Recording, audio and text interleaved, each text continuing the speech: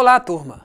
É muito bom estar com vocês mais uma vez aqui nos cursos técnicos ofertados pelo Instituto Federal do Norte de Minas Gerais. Eu sou o professor Carlos. Já estivemos juntos na disciplina Sociologia e Prática de Formação Profissional do módulo 2. E agora iremos trabalhar com a disciplina Gestão Participativa. Desde já, peço a vocês que deem suas contribuições nos nossos fóruns de discussão e façam todas as atividades propostas. Vamos à nossa aula? Nós, seres humanos, somos eminentemente políticos, com tendência inata para a vida em sociedade, afirmava o filósofo grego Aristóteles.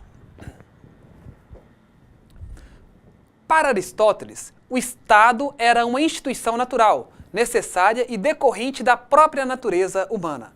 Isso implica dizer que a convivência, a coexistência com outro homem, é da essência do ser humano. O homem não nasceu para viver sozinho e acredita que é fundamental viver em sociedade para atingir seus objetivos. Com isso, ele partiu de relações individuais para um viver em sociedade. Estabeleceu relações familiares e consolidou relacionamentos com grupos sociais mais complexos, que hoje chamamos de Estado.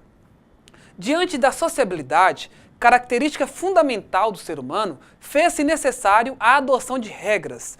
No estabelecimento de relações, é necessário um mínimo de ordem para o desenvolvimento do bem comum.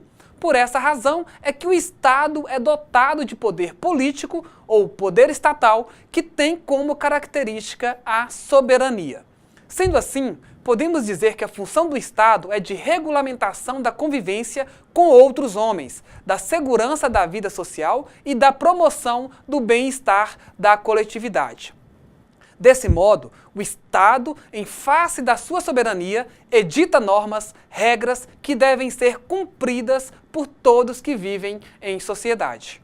A sociedade, chamada de sociedade civil, compreende uma reunião de grupos sociais diferenciados, para os quais o poder político precisa impor regras e limites que visam a harmonia social.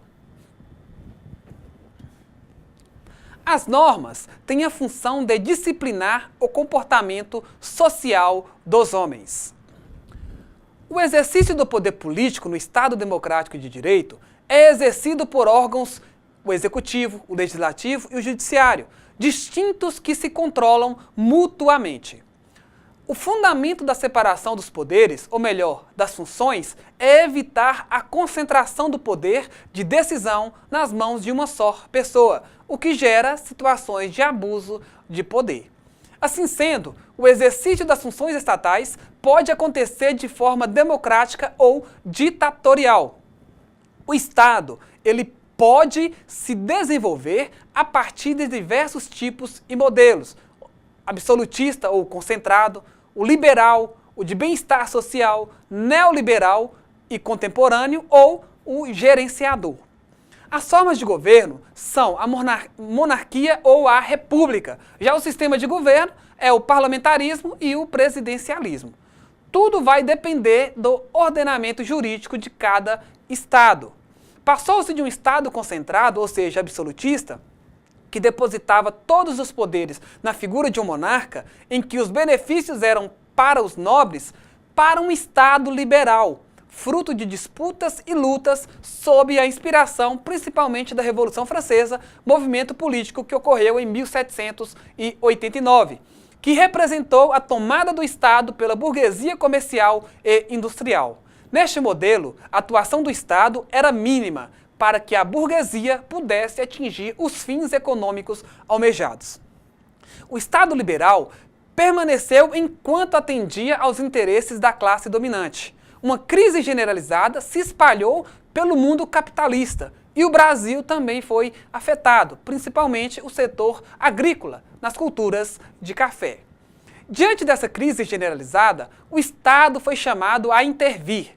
Era um Estado preocupado em promover bens de conteúdo social, como saúde, educação, habitação, transporte e, principalmente, um Estado preocupado em gerar empregos. Um Estado chamado de bem-estar social. Entretanto, nova crise surgiu, pois tantas foram as exigências da sociedade ao Estado que ele ficou incapacitado financeiramente de oferecer todas as respostas à coletividade. Nasce então o Estado neoliberal, onde novamente o mercado foi chamado a regular. As afirmativas eram que o Estado está incapacitado, que é muito grande, dispendioso ao extremo. O valor de impostos são altíssimos, tanto para a população como para as empresas. Enfim, se fez necessário criar um Estado mínimo, um Estado mais regulador e menos interventor em todos os setores econômicos e sociais. Entendia-se que quanto menor a participação do Estado na economia, maior é o poder do indivíduo de se desenvolver e progredir. A implantação do Estado neoliberal no Brasil gerou privatizações, com oportunidades para capitais estrangeiros.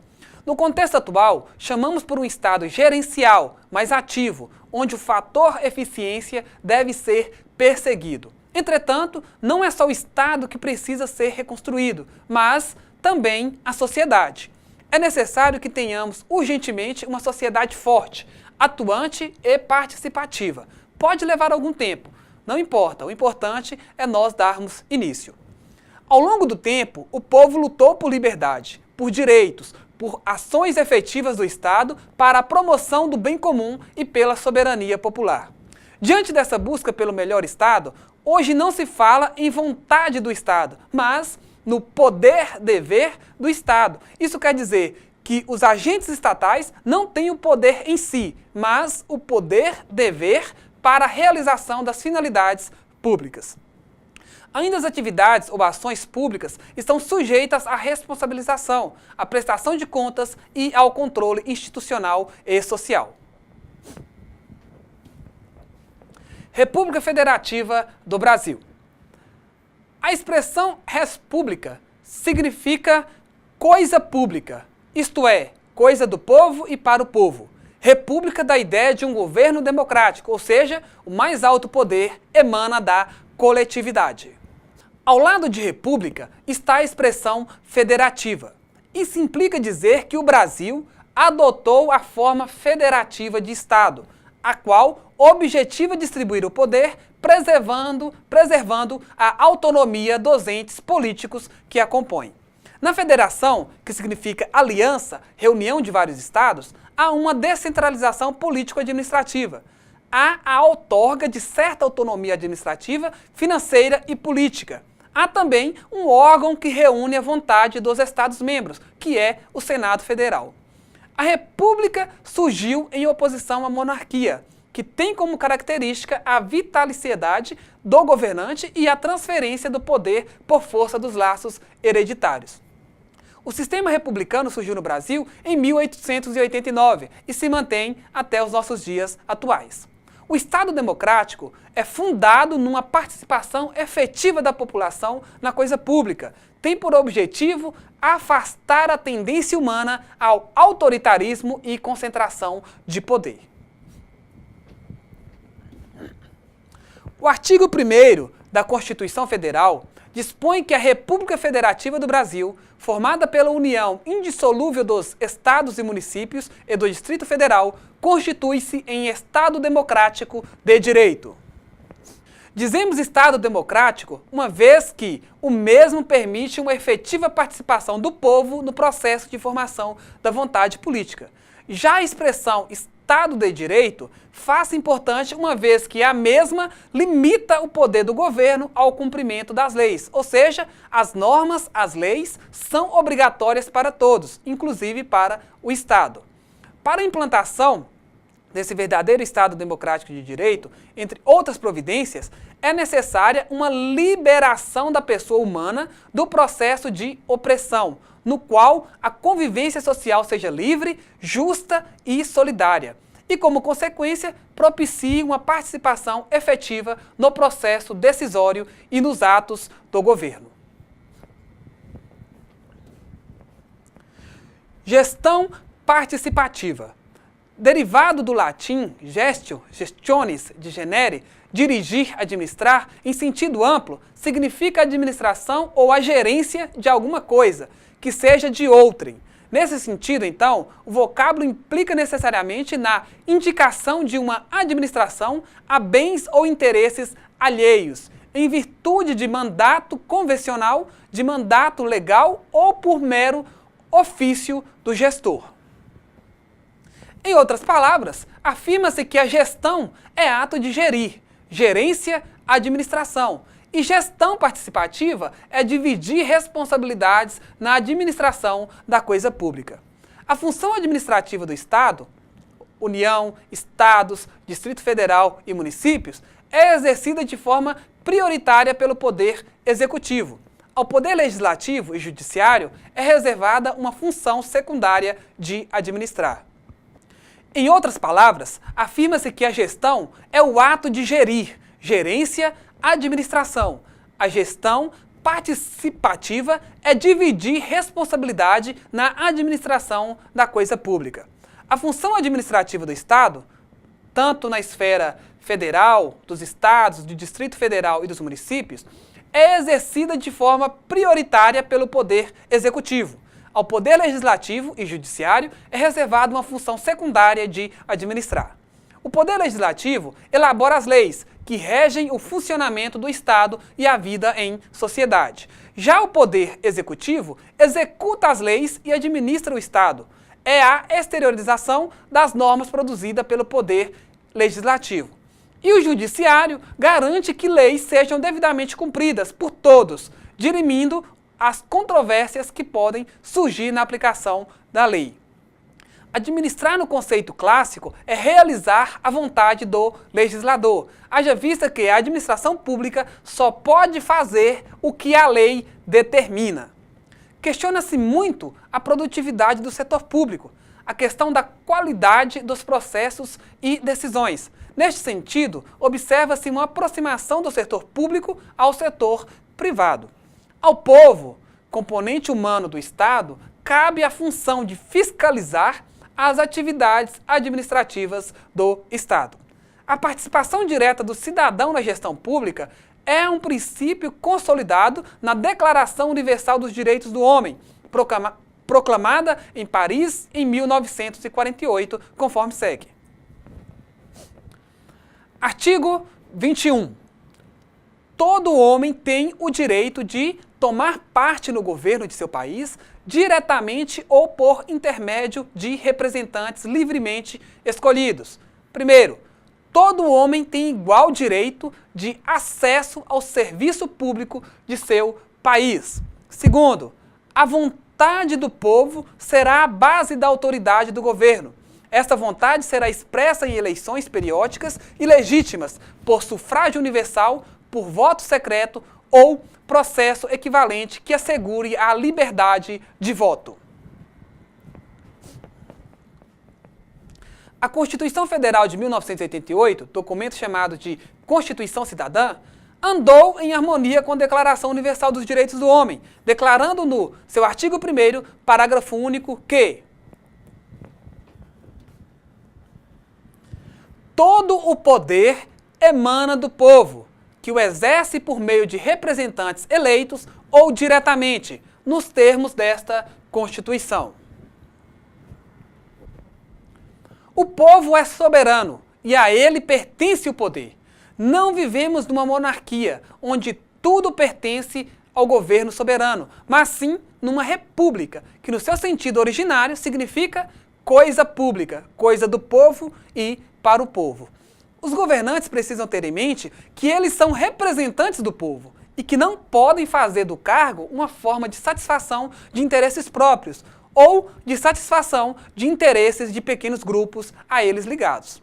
A nossa Constituição Federal de 1988 trouxe uma verdadeira missão para a sociedade civil organizada, que é participar, tomar parte e intervir nos processos decisórios do país.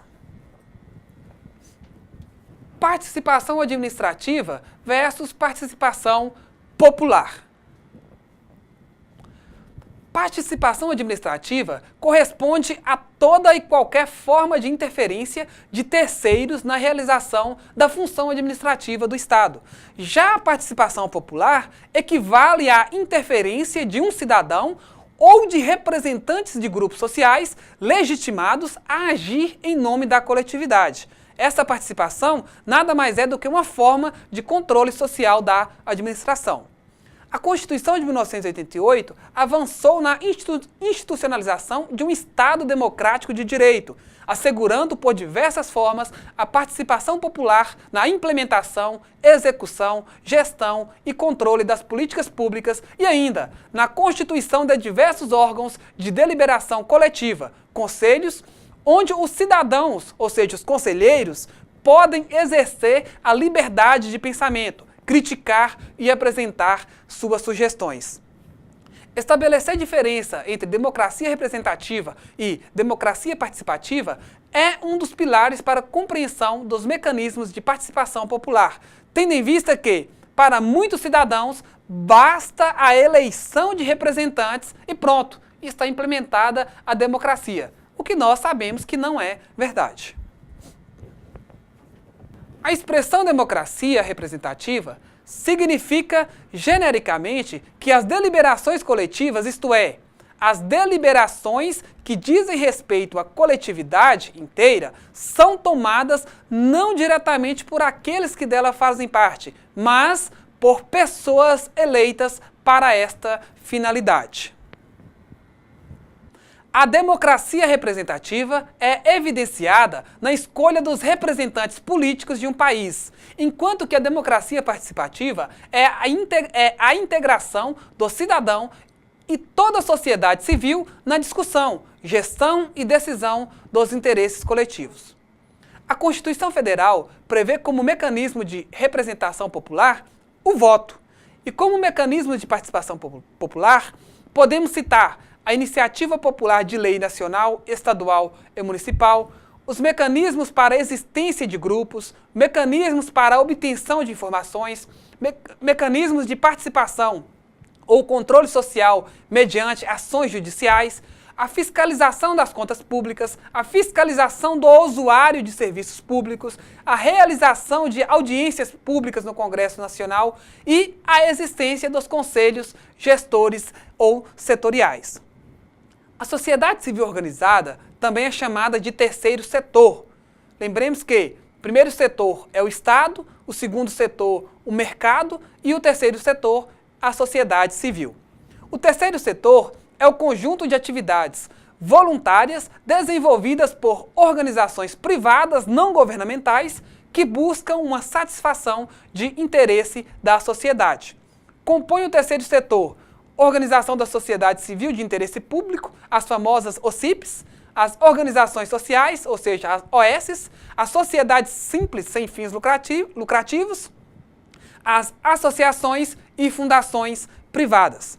Kelsen afirma que os direitos políticos são possibilidades abertas ao cidadão de participar do governo.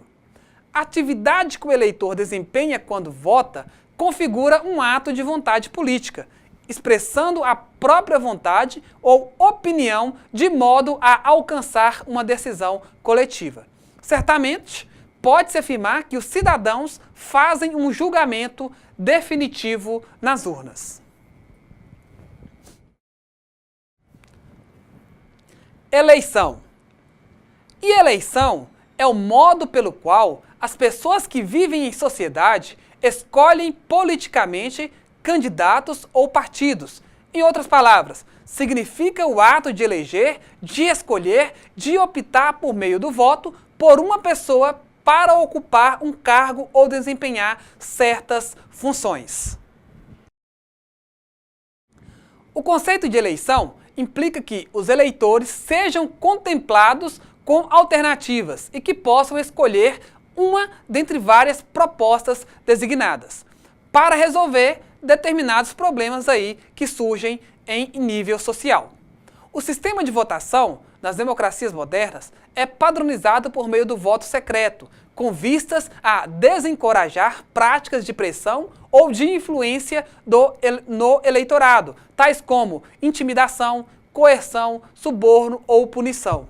O voto secreto é realizado com o uso de cédulas, fichas de papel que contêm os nomes dos candidatos ou dos partidos que disputam a eleição. O Brasil, desde 1996, passou a utilizar a urna eletrônica nas eleições.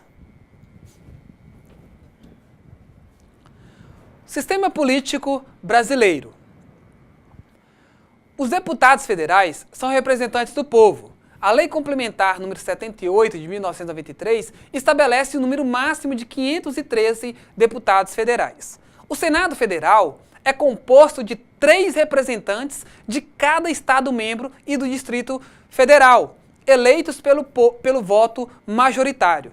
Como o Brasil é composto por 26 Estados membros e o Distrito Federal, somam-se 81 senadores. O número de deputados estaduais corresponderá ao triplo da representação do Estado na Câmara dos Deputados Federais, e atingido o número de 36, será acrescido de tantos quantos forem os deputados federais acima de 12. O número de vereadores será proporcional à população do município.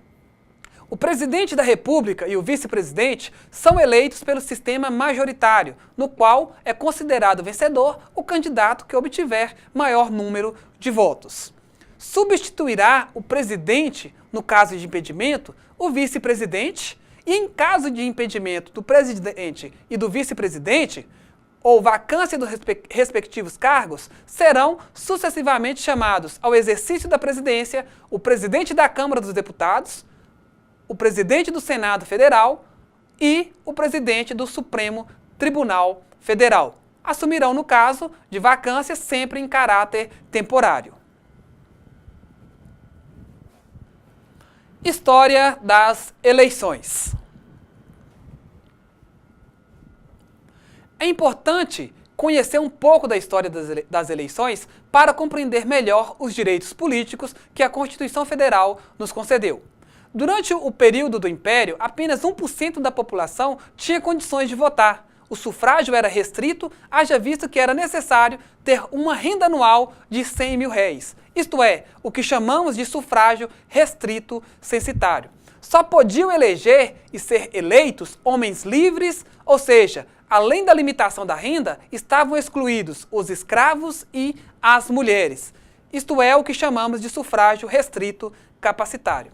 O voto feminino foi instituído em 1932 e as mulheres começaram a votar a partir do ano de 1935, pouco antes de Getúlio Vargas fechar o Congresso e criar o Estado Novo, quando a eleição foi abolida aí do povo brasileiro. Um golpe tirou Getúlio do poder. Ironicamente, Eurico Gaspar Dutra, ex-ministro de Vargas e seu candidato à eleição presidencial em 1946, foi eleito com 54,2% dos votos. O maior período que os brasileiros passaram sem eleger diretamente o presidente foi de 29 anos, no período de 1960 a 1989. Desde a eleição de 1989, o Brasil vive um período de verdadeira liberdade política. Soberania popular.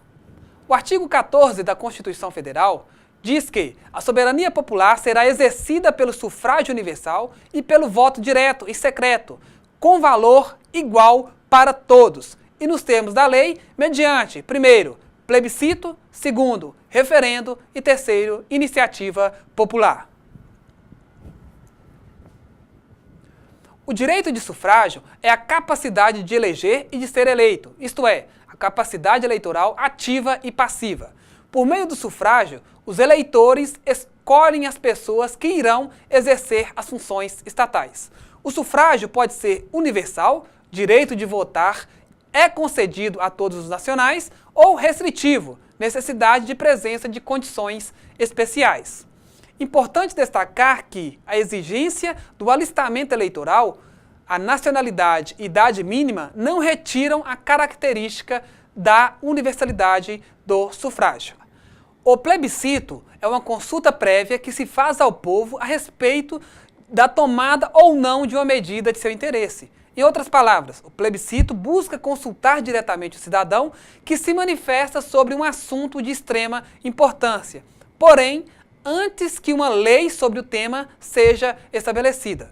Exemplo, Nos termos do ato das disposições constitucionais transitórias, no artigo 2º, no dia 7 de 9 de 1993, o povo escolheu, por meio de plebiscito, a forma república ou monarquia e o sistema de governo, parlamentarismo ou presidencialismo.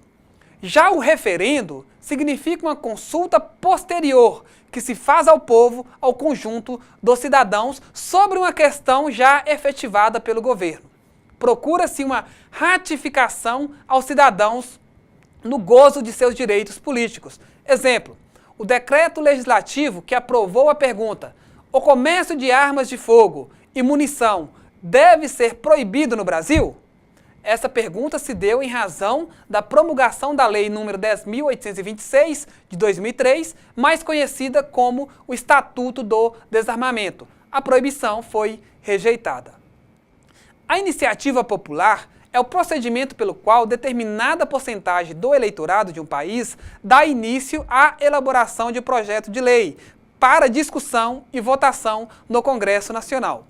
Essa possibilidade de exercício da soberania popular está prevista no artigo 61, parágrafo 2º da Constituição Federal, que dispõe: a iniciativa popular pode ser exercida pela apresentação à Câmara dos Deputados de projeto de lei subscrito por, no mínimo, 1% do eleitorado nacional, distribuído pelo menos por 5 estados, com não menos de 0,3% dos eleitores de cada um deles. Infelizmente, a exigência desse número de assinaturas torna esse mecanismo pouco utilizável, mas não impossível.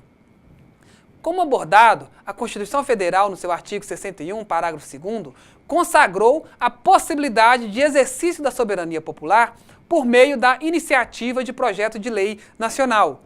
Agora, no artigo 29, a Carta Magna garantiu o exercício desse mesmo direito no nível municipal. Artigo 29. O município reger-se-á por lei orgânica, votada em 2 turnos, com o interstício mínimo de 10 dias, e aprovada por 2/3 dos membros da Câmara Municipal, que a promulgará, atendido os princípios estabelecidos nesta Constituição, na Constituição do respectivo Estado e os seguintes preceitos. Inciso 8º. Iniciativa popular de projetos de lei de interesse específico do município, da cidade ou de bairros, através de manifestação de, pelo menos, 5% do eleitorado.